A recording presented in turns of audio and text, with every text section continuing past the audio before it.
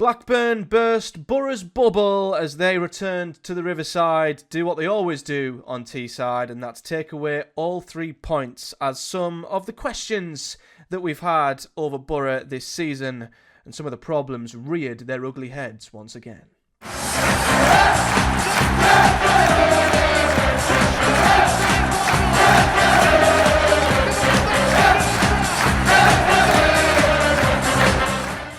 What is up, guys? Welcome back to Project Boro, the Boro reviewing show here on the channel where, of course, we review every single game of the season. And unfortunately, today we are looking at a defeat as Boro's winning run is over. Blackburn took all 3 points from the Riverside. And what this game has done, as it has brought up and reaffirmed a lot of the issues and the questions that I think a lot of us have had throughout the season, really, regarding Boro's squad, the quality of the depth, what happens if we lose certain players, and a lot of the things that we thought at the start of the season would potentially hold us back from being not just a playoff team, but possibly take that next step into being a top 2 contender. I think a lot of them questions and problems really came back to remind us that this isn't a team that are quite ready, quite good enough, have quite enough, I think, to be a solid top 2 contender. There are just certain problems within this team, within the squad, certain habits that just simply aren't quite up to standard, and they were all proven in this game. I know we're on a high of late, and a lot of fans have been getting very excited, but maybe this is the bump back down to reality that some Boro fans need, because, a lot of talk of us now finding our feet, kicking on, clicking. I think all of that's true. I think the last couple of games have been absolutely outstanding, but I still had a certain couple of questions, a few doubts that were preventing me from really committing to this Boro team being a top 2 contender. One of them was our ability to break down a team who sit deep in a low block, and our home form remains to be a huge issue. Both of them things proven to still be Boro's Achilles heel today.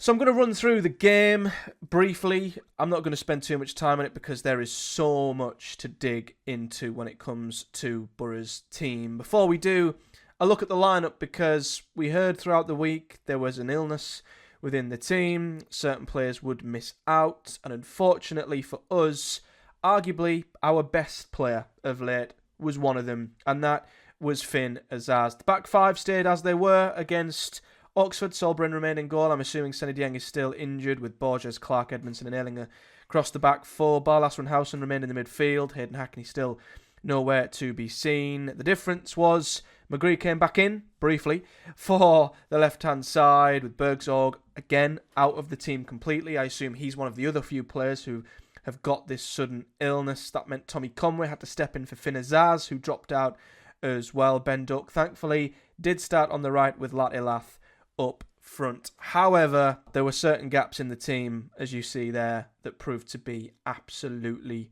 crucial misses as the game went on, and we will dig deep into all of them. First half, though, it was a really, really poor game in the first 20-30 minutes, and mostly because it was just very bitty, very stop-start. There were stoppages constantly for injuries and players going down, and yeah, it was just a game that just never really got going. I think we improved slightly in the first half, but neither side particularly had a degree of control over the game. It was just very here, there and everywhere. There were a few early things to note. Riley McGree didn't last all that long. He went off with a knock midway through the first half, which didn't make Boro's job any easier. When you're without Finn Azaz, who is a incredibly intelligent, creative player, you hope that maybe Riley McGree can step in and be the alternative. But unfortunately, and I'm hoping this isn't a serious issue, I don't think it seemed serious, but Riley McGree didn't last very long at all. He went off on 20 minutes. It looked like it may have been a result of a previous challenge. He went in after a loose touch. I think it might have been Orhashi who he challenged. Couple of calls for a potential red card. I don't think there's a highlight I've seen of it yet, so I've not had a chance to properly look back at it. It was a heavy touch. It looked a bit high.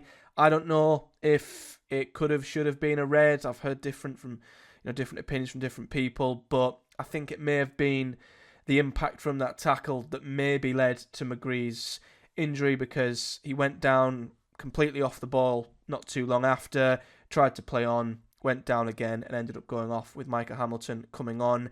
And I think it was obvious from that point on, without Azaz, without McGree, there was a huge, huge lack of creativity in this Boro team, and a massive gaping hole between the midfield and the attack, which proved to be a real issue as the game went on. In terms of chances, Boro had half chances here and there. Lath had an effort on goal, as did Edmondson throughout the first half. The biggest chance for Boro came from a header from Latte Lath, who on replay probably should have done better. I'm not saying he should have scored sort of header, but he should have probably got it on target and tested the goalkeeper. It was a good ball in from Neto Borges. That was our best attempt. Don't think it was in the highlights that I've seen, but Blackburn had a huge opportunity early on in the first half as well. A ball from the right-hand side to Tyrese Dolan, who was at the back post free as a bird. He simply had to just get a full head on it, and he would have headed it into Boro's net. He mistimed the header. It sort of slid off his head and went wide. It was a terrible miss, really. So you could argue, even though Boro had more possession, Blackburn had the better of the opportunities in the first half, and although that was probably their only big chance, there were the odd goal scramble, there was the odd shaky moment in the back for Boro. Blackburn probably created the best opportunity, as Boro simply did not get going at all in the first half. What I will say, second half was better from Boro. I think, as I say, first half, although there wasn't control from either team, I wouldn't say either side had a real handle on the game. Boro got a grip second half. We had control, we had possession, we were defending better. The ball wasn't in and around our box as much, and we sort of nullified Blackburn's threats for the most part. But a old habit from earlier games this season began to rear its ugly head again, and that was that Boro had all of the ball. We had lots of it, and we were controlling it, and we had Blackburn camped in their half, but that was the problem. Blackburn were camped in their half, and you'll recall so many times earlier in the season when Boro were coming up against sides who would just sit deep. They knew if they sat deep in front of Boro and asked us to break them down, we would struggle, and that's exactly what happened. Because for all the possession, for all of the touches in the opposition's box, or all the territory we dominated, or whatever you want to call it, we offered absolutely nothing. Second half, balls were going into the box, not really of any quality. We'd get into good crossing areas. I thought Ben Doak did really well second half to still sort of provide some kind of a threat from the right-hand side, but nothing really come from the left. Blackburn were just happy to sit in, ask Boro to break them down, and a bit like earlier in the season, we couldn't. We didn't really create anything of note second half at all, and it's crazy to see that without one or two really, really pivotal creative players, and one team simply just blocking all the spaces that Boro like to, work around, it's crazy how easily that completely nullifies us. And we go from a team who are free-flowing and scoring 4, 5, 6 to a team who can barely create anything. That's the big worry. That's one of the big red flags that has always been there. I think we've sort of let it drift to the back of our minds because of how great the results have been and the goals we've been scoring recently, but it's certainly reared its head once again. That at the Riverside, especially, when teams come and sit back, we really, really struggle. And we have done, not just this season, it happened last season. It's been a problem, it's held us back, and it continues to do so because this is a third defeat at home, 2-0, where we've struggled to break down the opposition, being Bristol City, Coventry City, and now Blackburn Rovers. Blackburn did defend extremely well. I've got to compliment them on that. They defended brilliantly, and they posed a threat on the counter-attack, and they had the ball in the back of the net at one point in the second half. They broke on us down the right, albeit it did come from George Edmondson just playing an absolutely awful square pass to absolutely nobody. The ball over the top was played to Cantwell. It looked tight. I think he may have been just offside. He took a shot that was straight at Sol Bryn. I think Sol would have probably looked back on that and be glad that it was given offside because it wasn't great from the goalkeeper. It sort of powered its way through him. Thankfully for us, the flag went up, albeit it was incredibly tight. However, the goal wasn't. Jesus Christ. Now, this isn't me making an excuse for the result because Boro did not do enough to deserve the win, I would say. A point would have been fair on the reflection, but I've got to say, I think even the most optimistic of Blackburn fans would say this is a shocker from the officials. An absolute shocker. Now, it was well worked. Brilliantly worked up until the point that Todd Cantwell receives it on the left-hand side in the box. But his square pass to Hyam is offside by at least 2 or 3 yards. It is an appalling decision by the officials. And you can see the linesman on the far side. There is nothing in his way. Nothing getting in the way of his view. It's the most clear and obvious offside I've ever seen. I just cannot comprehend how on earth these, I say, quote-unquote, professional officials, qualified officials, have not seen that. It is a glaring offside. It is a shocking decision by the linesman. I just do not understand how people who are paid to do this job professionally can get such an easy call so wrong. It's terrible. Terrible officiating from the linesman, and that's what ended up being the winning goal. And I'm not going to say it would have changed the result drastically. I think it would have probably ended in a draw. So, at a push, Boro have been robbed of a point by the linesman here, and I would have took a point on the balance of play. It's just even more frustrating that that's the way we conceded. It was an appalling decision from the linesman. But as I say, Boro didn't deserve to win the game. A draw would have been fair, and I would have took it.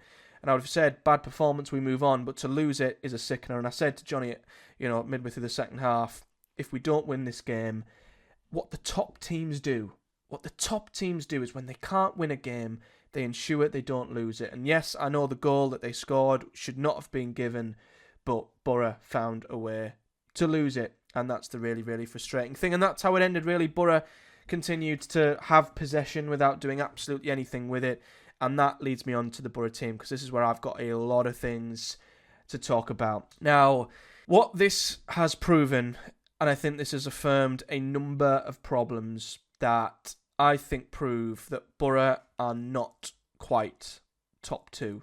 And as I say, a lot of fans have been getting carried away with recent results, and you have the right to get carried away and be excited and all of these things, but there are certain reservations that I've had about Boro, and all of them, I think, have been proven pretty correct in this instant. As I mentioned earlier, the first, our inability to break down a low block, especially at the Riverside, continues to be an issue. We discussed this on the Boro Breakdown podcast at the weekend. We can't quite fully still 100% trust this team until we've seen them unlock a team who comes to the Riverside, sits deep and asks Boro to break them down. We've seen it time and time again this season. We were unable to do it last season. We're still unable to do it now.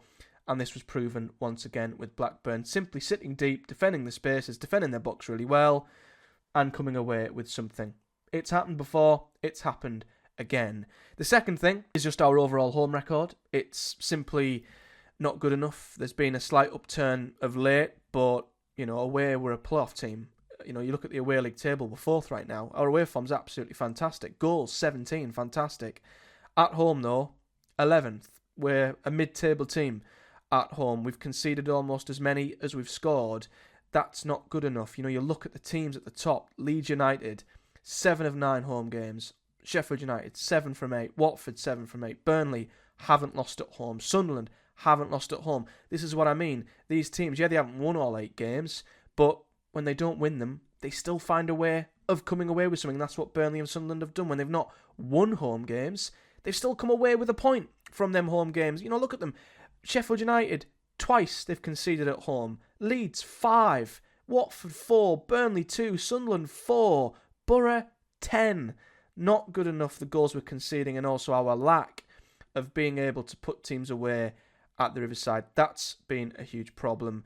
But the other issue that I think has been reaffirmed is our squad. Now, we've got a good squad, a very good squad, and we've got good depth. We've got options in all positions. We've got players who can interchange and move into different areas. That's all good. But a question and debate that has continued to rumble on throughout the season has been, is Boro's squad top 2? Now, when me and Chris discussed Boro in the international break, we both discussed how we thought our squad wasn't top 2 because there are areas when you lose a certain number of star starting players, the quality drops massively, and that's the difference. And this was proven here. Without Finn Azaz, the gaping hole he left was absolutely huge, because Carrick played Conway in that position, and although Conway is great at dropping deep, linking up play, holding it up well, maintaining possession, he's not going to be the creative player that Finn Azaz is. He's not going to look up and pick out a pass like Finn Azaz does. Conway, as we've seen since he's come to Boro and since Lath was out of the team for that period, Conway is a number 9. Latty Lath is a number 9. The only two positions these two should continue to play is the number 9, which means they won't be able to play together. It's one or the other. Tommy Conway is not the answer for the number 10 when Finn Azaz is not fit. For me, I'd put Riley McGree there, because I think profile-wise, intelligence, vision, creativity, he's as close to as close to Finn Azaz in this team at the moment. So I would have started Riley McGree there, and I would ideally have Bergzorg on the left, but Bergzorg was also out of the squad, so I guess that's why Michael Carrick maybe had a dilemma. But it's proven that without Finn Azaz, there is just such a gaping hole, and he's had a lot of hate this season, Finn Azaz, because he's a high-risk player who tries things that don't always come off. But as I've said in recent weeks, he's proven how important he is to this team, and I think that's been shown even more clearly when he's not in the team. And, there was no connection between midfield and attack. None whatsoever. The ball would be played into our strikers. They'd have to hold it up. They were always then going to play it wide. As long as Blackburn defended Doak and defended Borges or Hamilton, prevented good balls from coming into the box, there was nothing for Boro essentially at all without Finn Azaz. Nothing. It also proven that I think we have a huge issue on the left-hand side without Riley McGree. Now this, again, isn't new. These aren't revelations that I'm dropping. These aren't shocking revelations that we've only just found out. These are things that we've known about that, again, have been proven true.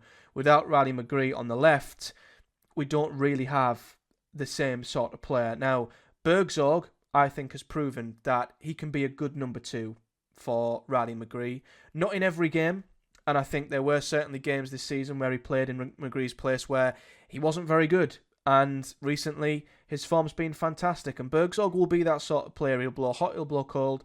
As I've said, I think he's a player who is better suited when there's space for him to get in behind. I don't think he's good when he's faced with a low block where he's got to try and get through a packed defence. McGree is a player who can help unlock that door. And without him, these sort of games where we're playing a team who are sitting so deep, without him, we struggle so much. And unfortunately, and I'm gonna do this incredibly carefully, Micah Hamilton, he just ain't it, unfortunately. I'm going to defend Micah Hamilton for a few reasons before giving a sort of more honest thoughts on him. He has come from Manchester City, and he's never played for a men's team before. He only played for their under-21s in the Premier League 2. It's a ginormous step up for him, coming straight into the Championship. Now, I know a lot of people will say, well, it's the same for Ben Doak. He's never had a loan before. Ben Doak is a special player. He's an absolute special player. But I think, for Micah Hamilton to come straight into this Boro team, for a player like Riley McGree and have anywhere near the same level of impact, you're asking a hell of a lot of him. And I just don't quite know what Carrick is expecting of him. Is he expecting him to be like McGree, drift into space, make space for others, create chances, create opportunities? He's just not intelligent enough to do that at the moment. He doesn't have the ability that Riley McGree has. So maybe you ask him to be more of an out-and-out winger, maybe more of a direct player like Bergzorg, but he doesn't do that either. I think he'd be more suited to doing that on the right-hand side, but as an inverted winger, it just doesn't work. He cuts inside, but he's not quick enough to beat his man. He can't put a ball in, so cutting in to his right, he doesn't really do much. He's not going to go on his other side, so he just doesn't suit what's asked of him in this left-sided role. It is a role suited to Riley McGree, as we've said, but it needs to be a player who is either incredibly intelligent, who can work really well in tight spaces, or a player like Bergzorg, who is just very, very direct, who'll beat his fullback. Micah Hamilton is neither of these things. And I think when you watch him play, he's thinking too much about what he's going to do. He's not doing anything instinctive. I'd love him to just off the cuff beat a man, do something different, but you can tell it's been coached into him so much what he has to do in this very intricate, very technical left-sided role that Riley McGree plays for Boro, and Micah Hamilton is just not good enough to be a Riley McGree replacement, and it might be at a detriment to him. I don't think bringing him in to play that role is doing him any good, to be honest. I'd rather him come on for Ben Doak on the right and try and make an impact later on in games, because I feel like fans are getting on his back when he's playing on the left.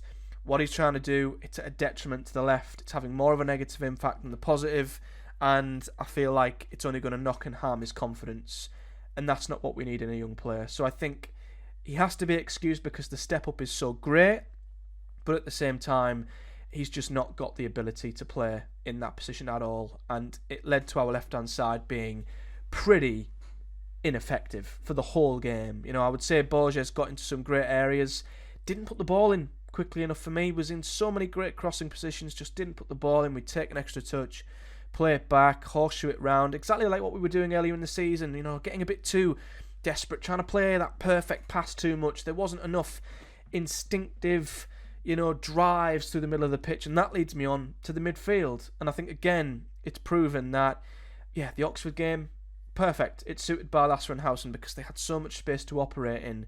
But here, they didn't. When they're faced with a team who, again, are just sitting in front of them, there wasn't enough drive or energy from midfield at all. Johnny Howson, he was good for releasing the ball and passing it on, but wasn't effective at all going forwards. And Barlasser, again, he's pretty. He'll play a good pass sideways, in behind, but he doesn't have the drive that Hayden Hackney does to carry the ball past one or two, get us them 10, 20 yards forwards, commit a few players, a few defenders, and make space for others. I just don't think there's enough drive and intensity within that midfield to get through a team like Blackburn, who were sitting so deep. So this proved to me that without a few really key players, Boro's attacking influence is nullified really, really badly. Without McGree, without Azaz, without Hackney, without Morris, it's quite crazy how much Boro suffer in games like this, and it's that drop-off that makes me just sit back and be a little bit more reserved on this Boro team and this squad, because if this was Leeds, they'd have found a way through. Nonto, Aronson, one of their attackers would have found a way through, and they would have found a way to win this game. Sheffield United, they'd have had the quality. Gus Harmer, Raksaki, Callum O'Hare, they'd have found a way to get through this Blackburn team and score. Or if not, they wouldn't have conceded at the other end. Burnley do not concede goals, find a way to win. That's the difference for me. And down to, I think, our squad depth being just not quite as strong. It's games like this where the margins are tight, the difference in that moment of quality, that player you can bring on the bench, bring off the bench. It's that little difference that I think proves that Boro, great playoff outfit, solid playoff outfit. We should comfortably be in the top 6, no questions asked. But top 2, going that extra little bit to compete with Leeds, compete with Sheffield United, compete with Burnley. No, I don't think it's there. And yet, we'll have the odd game or two where we'll blow a team away. We'll be amazing. We'll go, oh my God, we are the best team in the league. Yes, but over 46 games, when you're posed with different opposition, different problems, different teams to overcome, Boro just aren't quite there yet. The players we bring on from McGree and Azaz, not quite there yet. The ability to break down a team who sit deep at home, not quite there yet. So that's my thoughts on Boro at the moment. I mean, it's been a good reality check, I think, just to remind us of where we are. We're good, very good, but there are still problems and issues that have been here. They've been here before. They may have drifted to the back of our minds, but they're still here now. And until we find a way of getting through sides, unlocking the door when they come and sit back at the Riverside, and until we've got players who can come in and, when we haven't got Hackney Morris, when we haven't got McGree, Azaz, when we've got players who can come in and be equally as effective in games like this, it's always going to be a problem. And unfortunately, that was the case. But I hope Boro can use these issues and use them to be better going forward. And, our squad has, out of the blue, been decimated. Hackney Morris both injured at the same time. Bergzorg and Azaz both ill at the same time. McGree going off injured in a game where we were already depleted. You know, it's unfortunate that our team has hit a period like this, but the squad's going to be tested at this time of the season. Unfortunately, I just don't quite think in games like these it's got quite enough to get the wins, get the goals when other teams above us, I think, would. So, a reality check, I would say, a reminder of where we are. Listen, we're still a good team. We're still good, and we'll still beat a hell of a lot of teams, and we'll probably still beat quite a few teams heavily this season. But I also think there'll be plenty of time still where teams come to Riverside, sit deep, and we'll struggle, and we'll drop points. And if there are times this season where we lose key players like we have done right now, the drop-off will be apparent, unfortunately. So, somber reality check today for Boro. Listen, if we win at Hull or win against Hull at the weekend, all will be forgotten. But I think if we're in this sort of shape going to Burnley and Leeds, that might be when the gap maybe becomes even clearer. We'll have to wait and see. But let me know your thoughts on Boro in the comment section below. Whether you're a Boro fan, Blackburn fan, congratulations on their win. Perfect away performance from their point of view here today, albeit, as I say, the goal should not have stood. So let me know your thoughts on all of that in the comment section below. Like the video on YouTube if you've enjoyed it. Subscribe for much more. We, of course, preview and review every Boro game here on the channel. And if you'd rather listen on the go, there are links in the description for you guys to check out Project Boro on your podcast providers. But until next time, guys, do take care. Thank you very much for watching. I'll be back at the end of the week to preview the game at home to Hull, who are now managerless. That should be fun. I'll see you guys next time.